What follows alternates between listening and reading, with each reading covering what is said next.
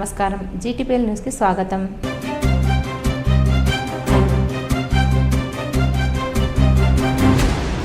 ఎల్లారెడ్డిపేట మండలం దూమాల ఈఎంఆర్ఎస్ విద్యాలయంలో ఆకస్మిక తనిఖీ చేసి విద్యార్థులకు మెనూ ఖచ్చితంగా పాటిస్తూ నాణ్యమైన భోజనం ఇవ్వాలని కలెక్టర్ గరిమా అగ్రవాల్ ఆదేశించారు.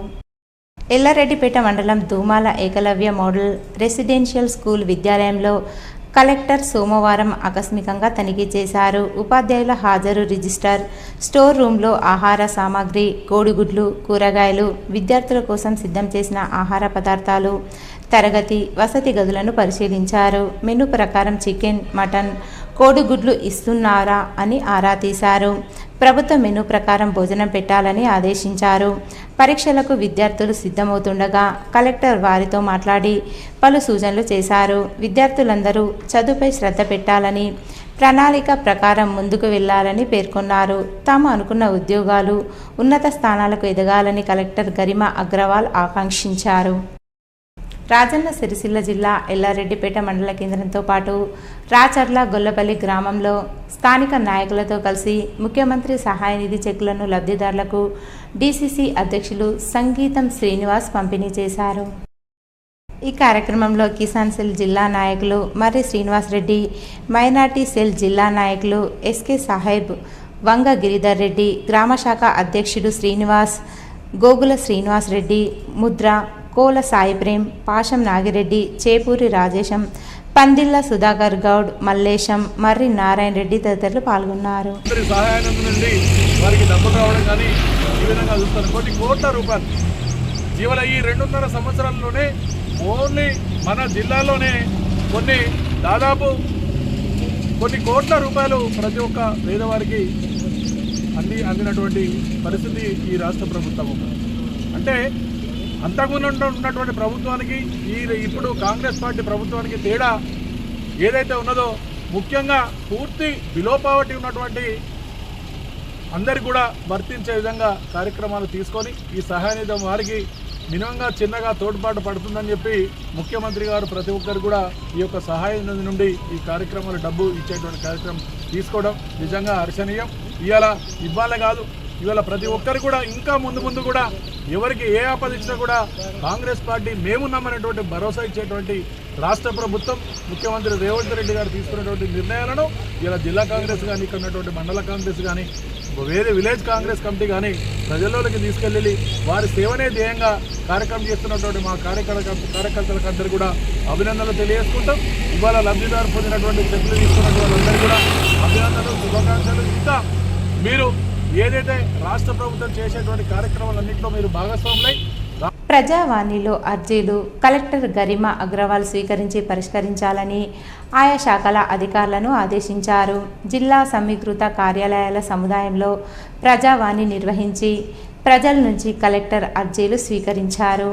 మొత్తం 205 అర్జీలు రాగా ఆయా శాఖల అధికారులకు అందజేశారు. రెవెన్యూ శాఖకు 82, గృహ నిర్మాణ శాఖకు 35, డిఆర్డీఓకు 30, జిల్లా పంచాయతీ కార్యాలయానికి 9, ఉపాధి కల్పన అధికారికి 8, municipal commissioner Sircilla, special deputy collector SP కార్యాలయానికి 5 చొప్పున, జిల్లా పంచాయతీ అధికారి, జిల్లా సంక్షేమ అధికారి 4, జిల్లా పౌర సరఫరాల శాఖ, జిల్లా వైద్యాధికారి, నీటిపారుదల శాఖ అధికారికి 3 చొప్పున, జిల్లా panchayat Raj engineering DMRTC Sircilla CESS ఎండీకి 2 చొప్పున, చేనేత అండ్ జౌలి శాఖ, survey and land records, BC సంక్షేమాధికారి, జిల్లా విద్యాధికారి, అటవీ శాఖ అధికారి, మైనింగ్ అధికారి, జిల్లా ఎక్సైజ్ అధికారి, యోజన అండ్ స్పోర్ట్స్ అధికారి, EDM GGH Sircilla, sub registrar Sircilla, MEPMA కార్యాలయానికి 1 చొప్పున రాగా వాటిని సంబంధిత కార్యాలయాలకు పంపించారు. ప్రజావాణిలో అదనపు కలెక్టర్ గడ్డం నగేష్, సిరిసిల్ల, వెములవాడ ఆర్డీఓలు వెంకటేశ్వర్లు, రాధాబాయ్, హౌసింగ్ పీడీ వెంకట మాధవరావు తదితరులు పాల్గొన్నారు. ఆశా వర్కర్ల న్యాయమైన డిమాండ్లను పరిష్కరించకపోతే నిరవధిక సమ్మెకు వెళతామని సిఐటియు జిల్లా కార్యదర్శి రమణ అన్నారు. ఆశా వర్కర్ల సమస్యల పట్ల ప్రభుత్వ నిర్లక్ష్య వైఖరికి నిరసనగా నిర్బంధానికి వ్యతిరేకంగా ఆశా వర్కర్లకు ప్రభుత్వం ఇచ్చిన హామీ ప్రకారం 18,000 రూపాయల ఫిక్స్డ్ వేతనం నిర్ణయించి అసెంబ్లీలో తీర్మానం చేయాలనే డిమాండ్తో ఆశా వర్కర్స్ యూనియన్ సిఐటియు రాష్ట్ర కమిటీ పిలుపులో భాగంగా రాజన్న సిరిసిల్ల జిల్లాలోని ఆశా వర్కర్లందరూ సిఐటియు ఆధ్వర్యంలో సిరిసిల్ల అంబేద్కర్ చౌక్ వద్ద రాస్తారోకో ధర్నా కార్యక్రమాన్ని నిర్వహించడం చేపట్టారు. సిపిఎం పార్టీ జిల్లా కార్యదర్శి రమేష్ ముఖ్య అతిథిగా హాజరై ఆశా వర్కర్ల న్యాయమైన డిమాండ్లను ప్రభుత్వం వెంటనే పరిష్కరించాలని, లేకుంటే నిరవధిక సమ్మెకు వెళ్తామని హెచ్చరించారు. ఈ కార్యక్రమంలో సిఐటియు జిల్లా అధ్యక్షుడు ఎల్లారెడ్డి, జిల్లా కార్యదర్శి రమణ, ఆశా వర్కర్స్ యూనియన్ జిల్లా అధ్యక్షురాలు మంజుల, కార్యదర్శి జయశీల, సిఐటియు జిల్లా నాయకులు పద్మ, శ్రీనివాస్, ఇద్వా జిల్లా కార్యదర్శి విమల, ఆశా వర్కర్స్ యూనియన్ జిల్లా కమిటీ సభ్యులు భారతి, గాయత్రి, చంద్రకళ, జమున, లావణ్య, రజిత, రుక్మిణి, లత, భూలక్ష్మి, రేణుక, మమత, సునంద పెద్ద ఎత్తున ఆశా వర్కర్లు పాల్గొన్నారు. మేమంతా అసెంబ్లీ ముట్టడి కోసం పోతే కూడా ముందస్తు అరెస్టులు ఇంటకొచ్చి మేము లేకుంటే మా భర్తలను అరెస్టు, మా పిల్లల్ని అరెస్టు చేసే ఈ పోలీసులను ముందర పెట్టుకొని గవర్నమెంట్ ఇంత దౌర్జన్యం చేస్తుంటే ఇంకా ఇటువంటి అరాచకాలు ఎన్ని జరిగినా ఆశా వర్కర్స్ మాత్రం ముందరికి వస్తే మాకు మా పట్టడాన్ని మాకు పెట్టేంత వరకు ఇది కాకుండా ఇలాంటి ధర్నాలు కాకుండా ఇంకా ముందస్తుగా గతంలో చేసిన 106 రోజుల సమ్మెతో కాకుండా దాంతో పోల్చుకుంటే ఇంకా డబ్బులు అయినా పర్లేదు వదిలిపెట్టి మేము ఇంకా సమ్మెకు నిలబడి ఖచ్చితంగా కలబడి కొట్లాడతాం. గవర్నమెంట్కి ఇది చిత్తశుద్ధితో ఇప్పటికైనా మమ్మల్ని మేము చేసిన సేవలను గుర్తించి ఇప్పటికైనా మాకు ఫిక్స్డ్ వేతనం అనేది ఖచ్చితంగా 18,000 అడిగిన మేము ఇప్పుడున్న దాఖలాలను బట్టి 26,000 పెడితే ఒక కుటుంబం పోషణ, మేము 18,000 అడిగితే మమ్మల్ని ఇంత నిర్దాక్షిణ్యంగా ఆడవాళ్ళని కూడా చూడకుండా ఇంత ఘోరంగా ఇళ్లల్లో కూడా అసలు ఎట్లాంటి భద్రత లేకుండా ధర్నా అంటేనే ఒక రోజు ముందు నుంచే మాకు భద్రత అనేది లేదు. మా ప్రాణాలు అరచేతిలో పెట్టుకొని ఉండాల్సి వస్తుంది.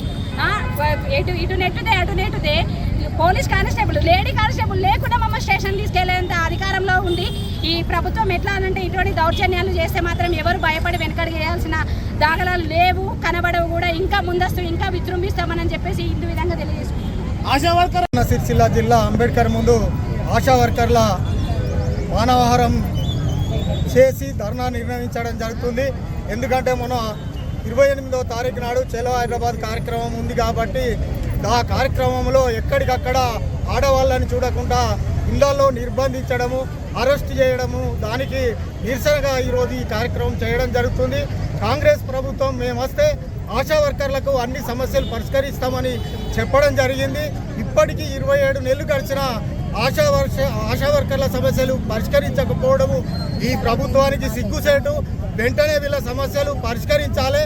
లేని పక్షంలో ఈ 15 రోజులు చూసి 15 రోజుల్లో వీళ్ళ సమస్యలు పరిష్కరించకుంటే మొత్తం సమ్మెకు పోతామని హెచ్చరించడం జరుగుతుంది. ఆశా వర్కర్లు అంటే మరి కరోనా కాలంలో వారు చేసిన సేవలను మరి ప్రభుత్వము, మంత్రులు, ముఖ్యమంత్రులేమో ఆశా వర్కర్ల సేవలు వెలకట్టలేదని చెప్తా ఉన్నారు. ఒకవైపు WHO వరల్డ్ హెల్త్ ఆర్గనైజేషన్ కూడా గ్లోబల్ హెల్త్ లీడర్స్ అనే గొప్పగా ప్రశంసించింది. కానీ ఈ రాష్ట్ర ప్రభుత్వానికి మరి ఆశా వర్కర్ల సేవలు కనబడటం లేదా అని చెప్పి మేము అడుగుతూ ఉన్నాము. మరి ఇప్పటికీ 20 నెలలు అవుతా ఉంది. మీరు ఇచ్చిన హామీలు ఎందుకు అమలు చేయడం లేదని అడిగితే కూడా మరి అడగనే హక్కు లేకుండా ఈ ప్రభుత్వము గొంతు నొక్కే ప్రయత్నం చేస్తూ ఉంది.